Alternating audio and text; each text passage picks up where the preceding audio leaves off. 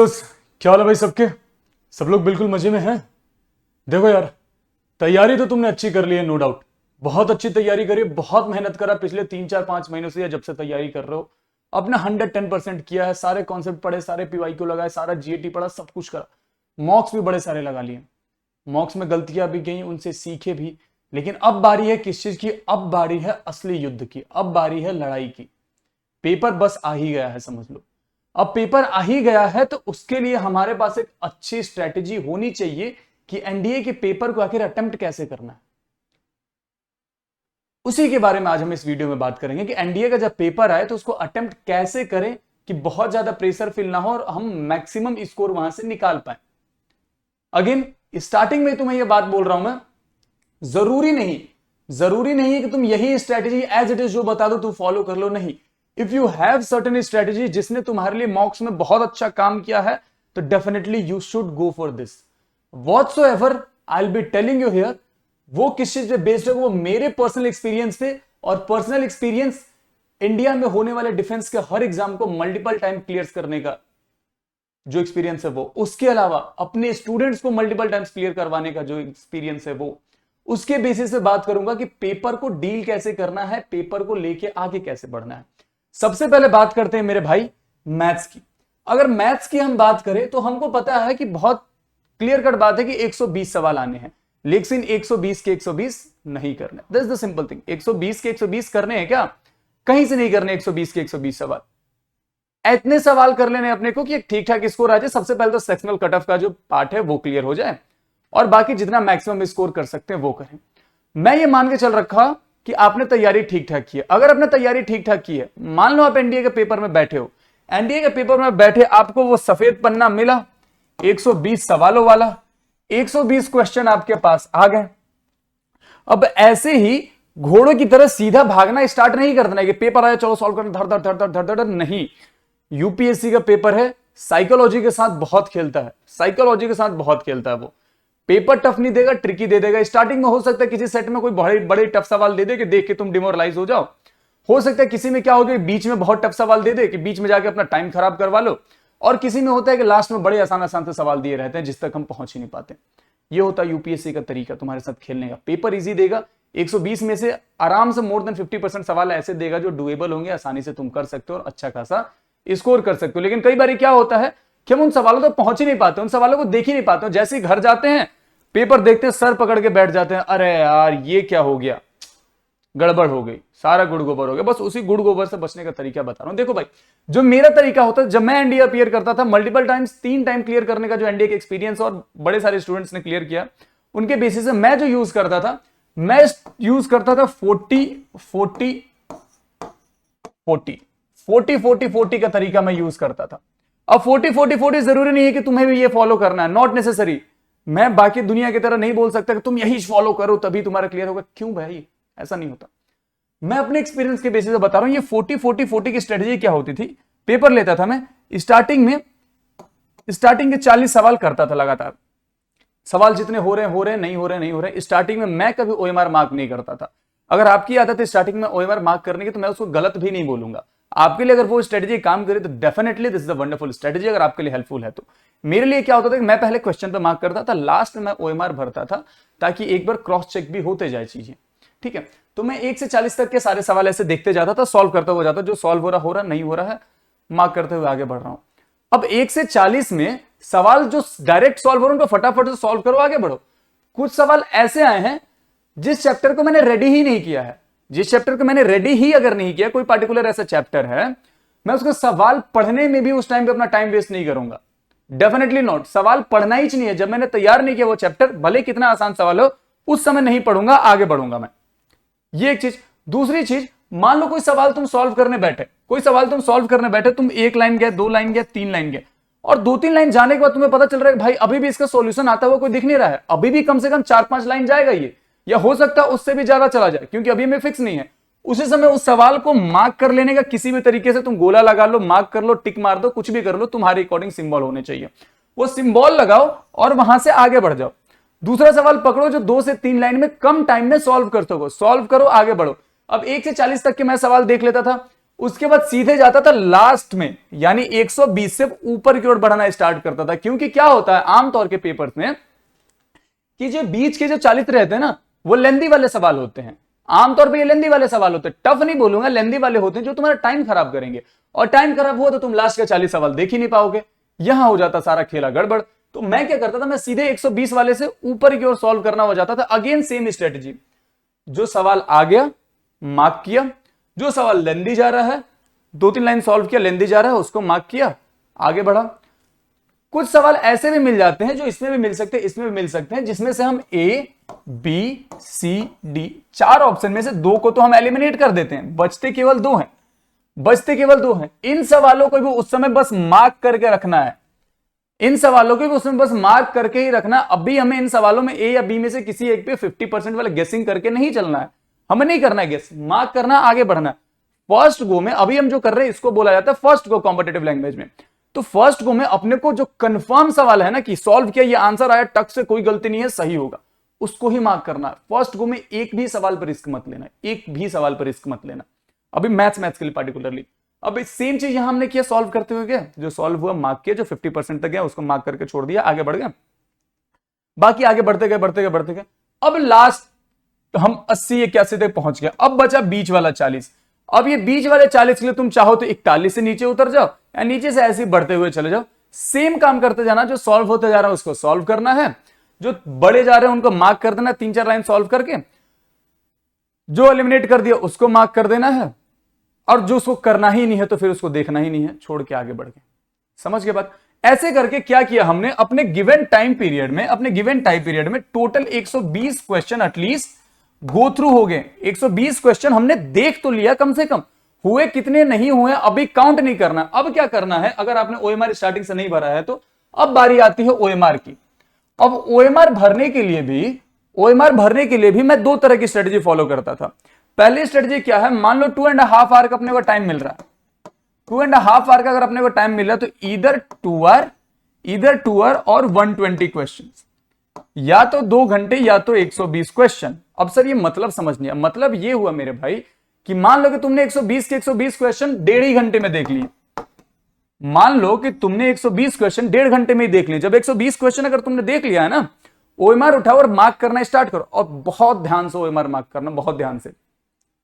क्योंकि ओएमआर की सबसे बुरी चीज यही है कि अगर सीरीज गलत हो जाता है ना, पूरा का पूरा ओएमआर धराशायी हो जाता है। तो अपने को क्या करना है, बिल्कुल ध्यान से 1 का सी है तो 1 का सी, 2 का बी है तो 2 का बी, 3 का डी है तो 3 का डी, ऐसे करके मार्क करते हुए जाना। अगर मान लो 120 क्वेश्चन देख लिया तो अब कई बार क्या होता है कि वो स्ट्रेटेजी फॉलो करने के बाद जो हमने किया 40-40-40 वाला, वो करने के बाद भी कई बार क्या होता है कि हम नहीं देख पाते हैं 120 के 120 सवाल। लेकिन टाइम कितना हो गया मेरे भाई, 2 आवर हो चुके हैं। अब बचे कितना, केवल 30 मिनट।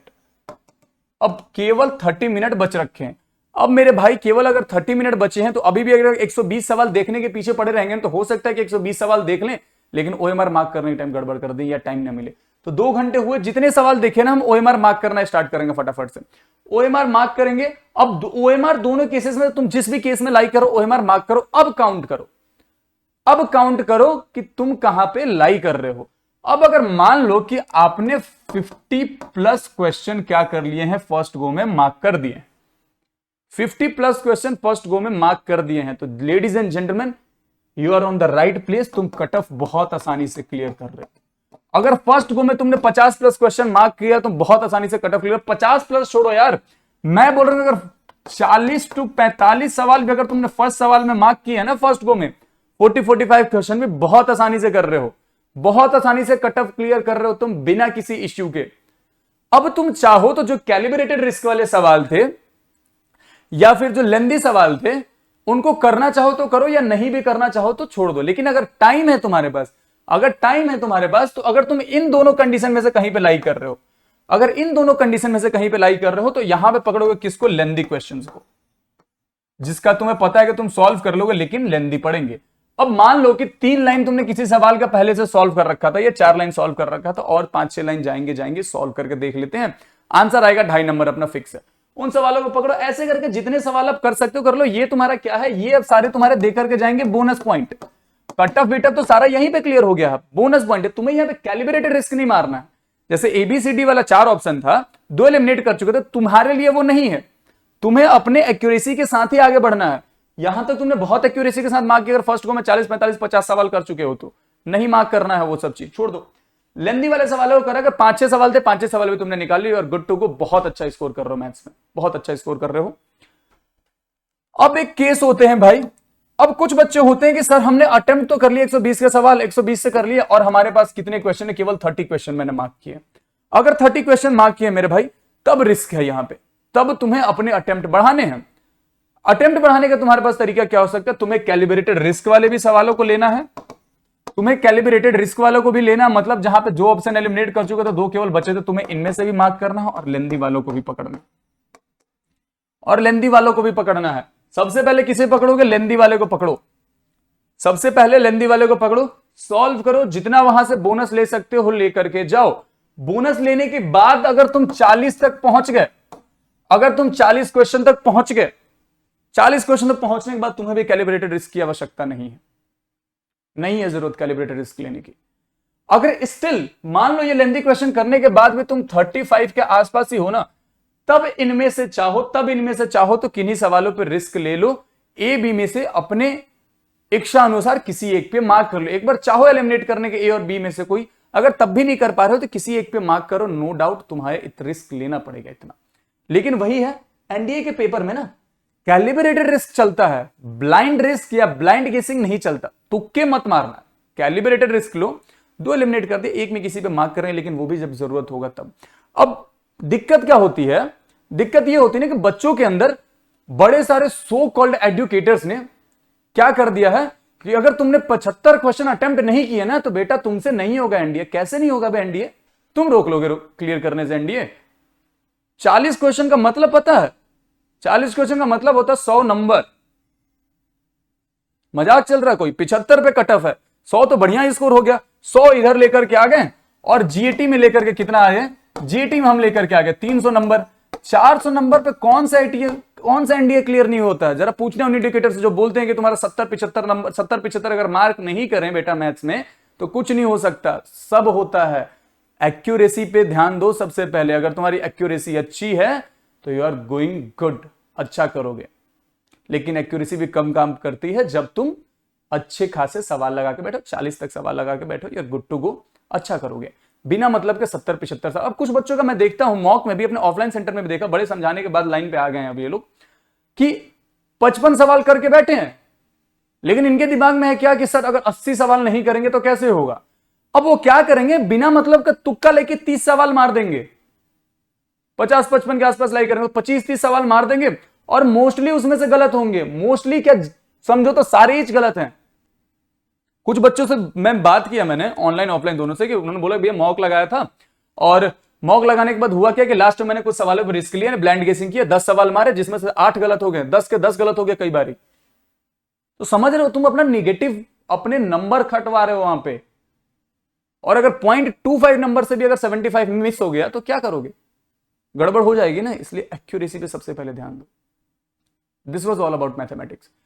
सवाल इतने अटेम्प्ट करो, कट ऑफ क्लियर हो रहा है, 100 नंबर के आसपास बना पा रहे हो तुम, एक्यूरेसी अच्छी और गुट्टू को बहुत अच्छा कर रहे हो, बहुत अच्छा कर रहे हो। लेकिन हाँ मेरे भाई, अगर मान लो कि तुम्हारा मैथ्स में लेवल 100 मार्क्स का ही है, अगर मैथ्स में लेवल तुम्हारा 100 मार्क्स का ही, तुम्हें जीएटी में 300 लेकर के आने ही पड़ेंगे एट एनी कोस्ट। हम 400 से कम नंबर कभी नहीं लेकर के चल सकते, क्योंकि आगे जाके हमें कट ऑफ क्लियर करने के बाद मेरिट की भी बात है।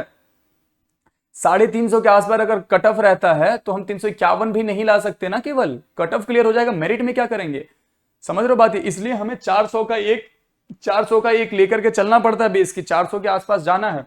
अब भाई मैथ्स की तो बात हो गई, अब बात करें जरा जीएटी पे।